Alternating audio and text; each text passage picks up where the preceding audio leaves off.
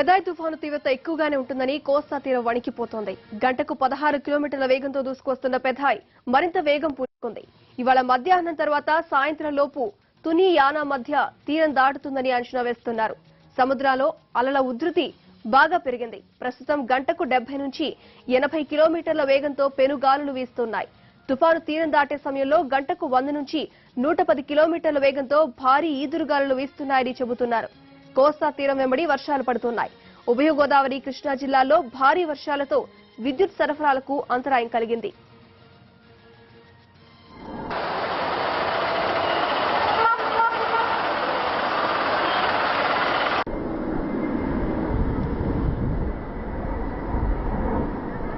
Phethai ప్రభావంతో నిన్నటి నుంచే వాతావరణంలో స్పష్టమైన మార్పు కనిపిస్తోంది. తీర ప్రాంత మండలాల్లో భయానక వాతావరణం కనిపిస్తోంది.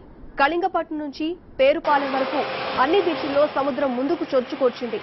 గంట గంటకు పెథాయ్ దిశ మార్చుకుంటూ ఉండడంతో వాతావరణ శాఖ వార్నింగ్ ఇస్తోంది.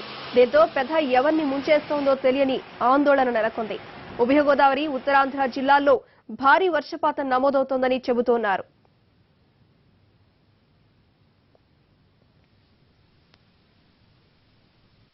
శ్రీకాకుళం నుంచి తూర్పు గోదావరి వరకు సముద్ర తీర మండలాల్లో భారీ నుంచి అతి భారీ వర్షం నమోదవుతోందని అంచనా. తూర్పు గోదావరి జిల్లా తాళ్లరేవు, కాజులూరు, తుని, తొంగండి, విశాఖ జిల్లా విశాఖపట్నం, గాజువాక, భీమునిపట్నం, పరవాడ, పెదగంట్యాడ, అచ్యుతాపురం, రాంబిల్లి, ఎస్ రాయవరం, పాయకరావుపేట మండలాలకు భారీ వర్ష సూచన ఉంది. విజయనగరం జిల్లా పూసపాటిరేగ, శ్రీకాకుళం జిల్లా శ్రీకాకుళం, గార్ల, పలాస, వజ్రపు కొత్తూరు, మందస, సంతబొమ్మాళి, కవిటి, ఇచ్చాపురం మండలాల్లో భారీ నుంచి అతి భారీ వర్షాలు పడతాయని కూడా అధికారులు చెబుతున్నారు.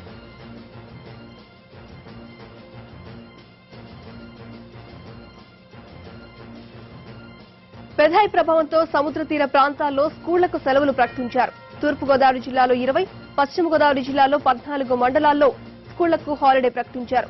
తుఫాను ప్రభావంపై రైళ్లపై కూడా ఉంది. చాలా రైళ్లు ఆలస్యంగా నడుస్తున్నాయి. పెథాయ్ ముప్పు ఎలా ఉంటుందోనని కోనసీమలో ఆందోళన వ్యక్తమవుతోంది. తిత్లీ తరహాలో కొబ్బరి పంటకు భారీ నష్టం తప్పదు అన్న అంచనాలు రైతుల్ని భయపెడుతున్నాయి. మరోవైపు గుంటూరు నుంచి విశాఖ దాకా ఉష్ణోగ్రతలు కూడా బాగా తగ్గాయి. ఏకంగా 20 డిగ్రీల ఉష్ణోగ్రతలు నమోదయ్యాయి.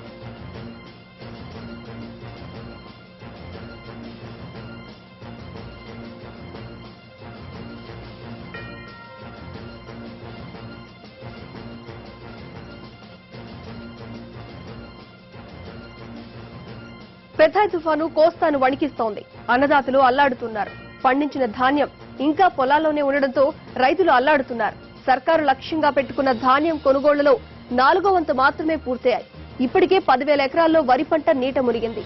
అమ్మకానికి సిద్ధంగా ఉంచిన ధాన్యం పెథాయ్ పాలవుతుందని సర్వత్రా ఆందోళన వ్యక్తమవుతోంది.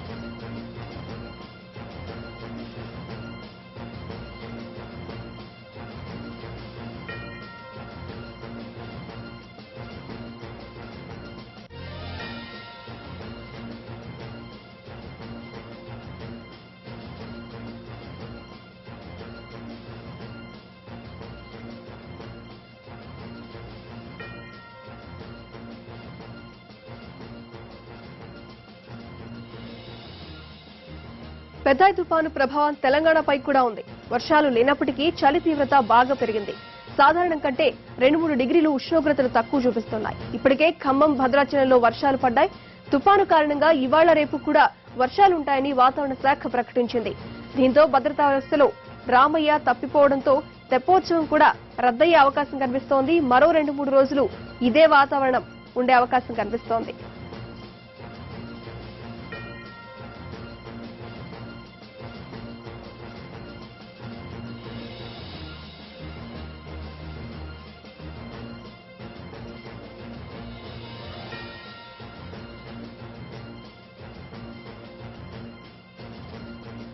పెథాయ్ తుఫాను ప్రభావం తెలంగాణపై కూడా ఉంది.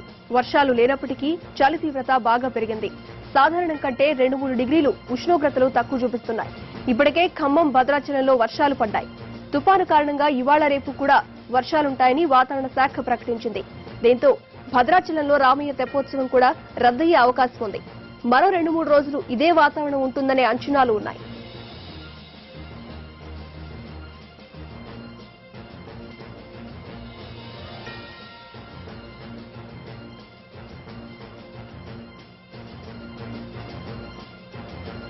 పెథాయ్ ప్రభావంతో శ్రీకాకుళం నుంచి గుంటూరు వరకు అన్ని జిల్లాల్లో రెడ్ అలర్ట్ ప్రకటించారు. పెథాయ్ ప్రభావం ఎలా ఉంటుందనే అంశంపై భిన్నాభిప్రాయాలు వ్యక్తమవుతున్నాయి. దీంతో ముందు జాగ్రత్తగా 7 జిల్లా కేంద్రాల్లోనూ కంట్రోల్ రూమ్లను ఏర్పాటు చేశారు. తుపాను కోసం ప్రత్యేకంగా ఐఏఎస్లను నియమించారు. గతంలో వచ్చిన తుఫాన్లు సహాయక చర్యల్ని దృష్టిలో పెట్టుకుని ఈసారి ఎలాంటి లోపాలు లేకుండా చూడాలని ప్రభుత్వం నుంచి అధికారులు ఆదేశాలు వస్తున్నాయి. సముద్ర తీర ప్రాంతాల్లో తుపాను ప్రభావం ఉంటుందని అంచనా ఉన్న ఊళ్లను ఇప్పటికే ఖాళీ చేయించారు. పశువుల్ని కూడా ప్రత్యేక సంరక్షణ కేంద్రాలకు తీసుకొచ్చారు. నిత్యావసర వస్తువులతో పాటు పశుగ్రాసాన్ని కూడా సిద్ధం ఉంచారు. తుపాను బలహీనపడ్డ వెంటనే వీలైనంత త్వరగా విద్యుత్ పునరుద్ధరణ జరగాలనేది సర్కార్ లక్ష్యంగా పెట్టుకుంది.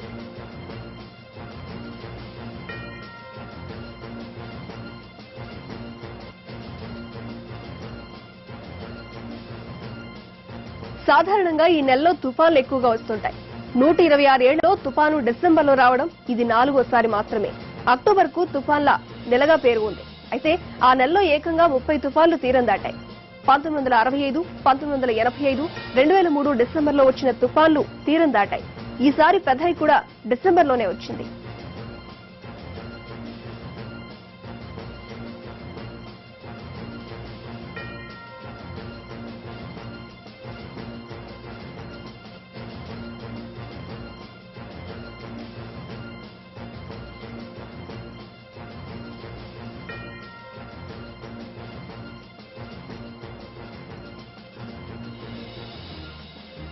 ప్రస్తుతం తీవ్ర తుఫానుగా ఉన్న పెథాయ్ ఇవాళ మధ్యాహ్నం తర్వాత కాకినాడ, కోనసీమ మధ్య తీరం దాటే అవకాశం ఉంది. కాకినాడకు 120 కిలోమీటర్ల దూరంలో ఉన్న తుఫాన్ గంటకు 16 కిలోమీటర్ల వేగంతో తీరం వైపు కదులుతోంది. తీరం దాటే సమయంలో బలహీనపడి తుఫానుగా తీరం దాటనున్న పెథాయ్ తీరం దాటే సమయంలో గంటకు 70 నుంచి 110 కిలోమీటర్ల వేగంతో ఈదురుగాలులు వీయనున్నాయి. ఆ సమయంలో విద్యుత్, టెలికాం వ్యవస్థలు దెబ్బతినే అవకాశం.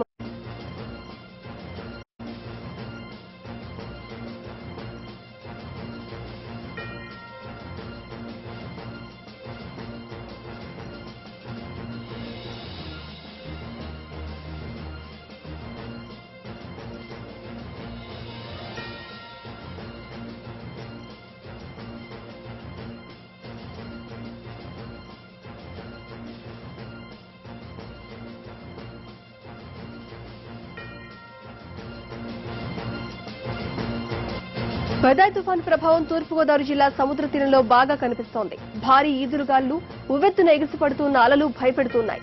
కాకినాడ, ఉప్పాడ తీరంలో రవాణా స్తంభించింది. అధికారులు ఎప్పటికప్పుడు పరిస్థితిని సమీక్షిస్తున్నారు. దీనిపై మరిన్ని వివరాలు మా ప్రతినిధి శ్రీనివాస్ అందిస్తారు. తీర ప్రాంతం అంతా కూడా భారీగా ఎగిసిపడుతున్నాయి అలలు. మొత్తం కూడా సముద్ర తీర ప్రాంతం అంతా కూడా ఆ భారీ ఈదురు గాలులు వీస్తున్న పరిస్థితిని మనం గమనించుకోవచ్చు. మొత్తంగా తూర్పుగోదావరి జిల్లాలో ఆ పెథాయ్ తుఫాను ప్రభావం అంతా కూడా చూపుతున్న పరిస్థితిని గమనించుకోవచ్చు. మొత్తం పెథాయ్ తుఫాను ప్రభావంతో కూడా మొత్తంగా భారీ నుంచి అతి భారీ వర్షాలు కురుస్తున్నాయి.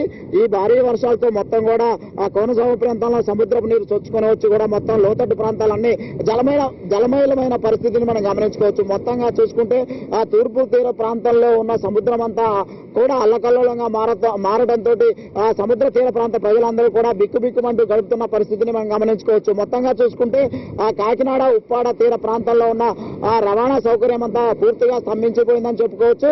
అదేవిధంగా పూర్తిగా రహదారులన్నీ కూడా ఆపేసి ఎప్పటికప్పుడు పరిస్థితిని సమీక్షిస్తున్నారు అధికారులు. మొత్తంగా కూడా ఈ పెథాయ్ తుఫాను ఈ రోజు సాయంత్రం లోపు కాకినాడ, తుని మధ్యలో తీరం దాటుతుంది అని అధికారులు ఇప్పటికే హెచ్చరించారు.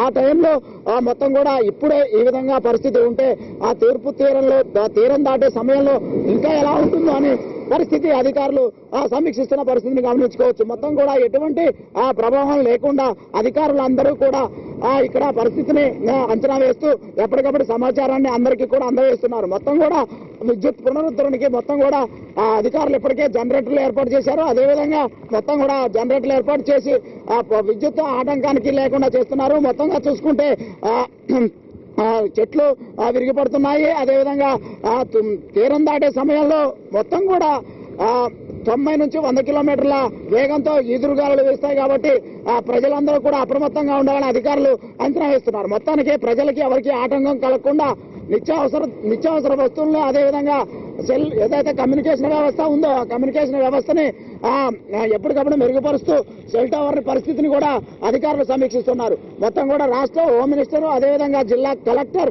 ఎప్పటికప్పుడు పరిస్థితిని సమీక్షిస్తూ మత్స్యకారులు ఎవరైనా ఉంటే మత్స్యకారులందరినీ కూడా ఆ ఒడ్డుకు తీసుకొచ్చే ప్రయత్నం చేస్తున్నారు.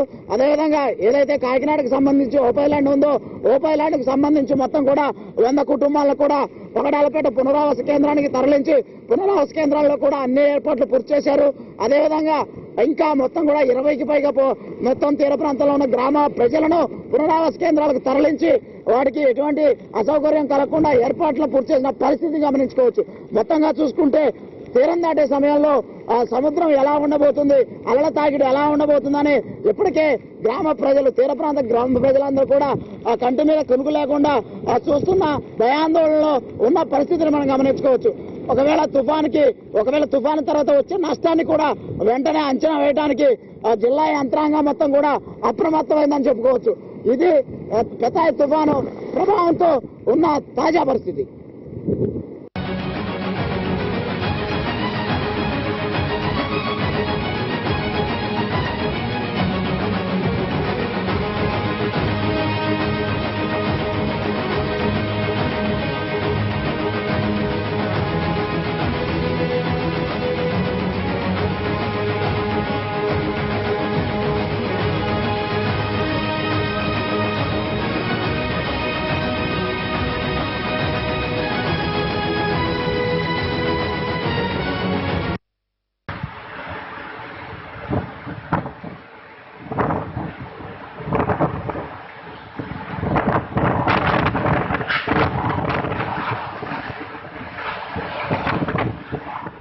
పెదాయ్ తుఫాన్ కు సంబంధించిన తాజా అప్డేట్స్ ని మా ప్రతినిధి రవిచంద్ర అందిస్తారు. రవిచంద్ర, చెప్పండి, తుఫాను తీవ్రత ఏ విధంగా ఉండబోతోంది?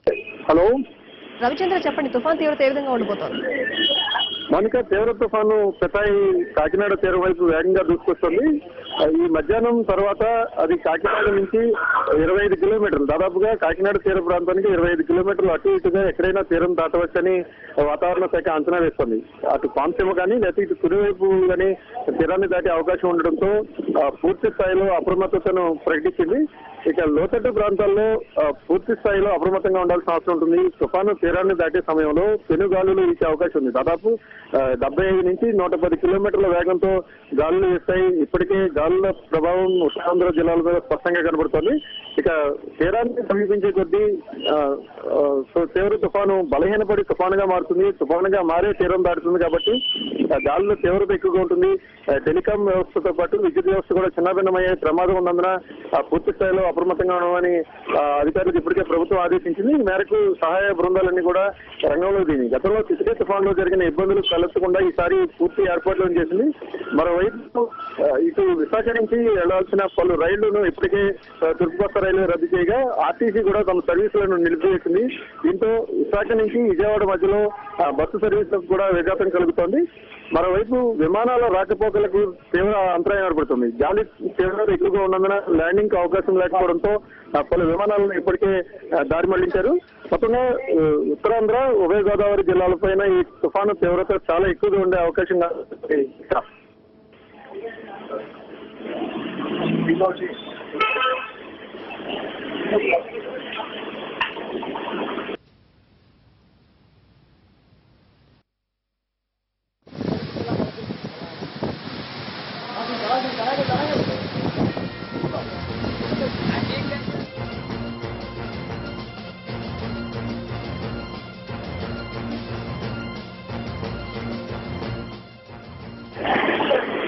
హలో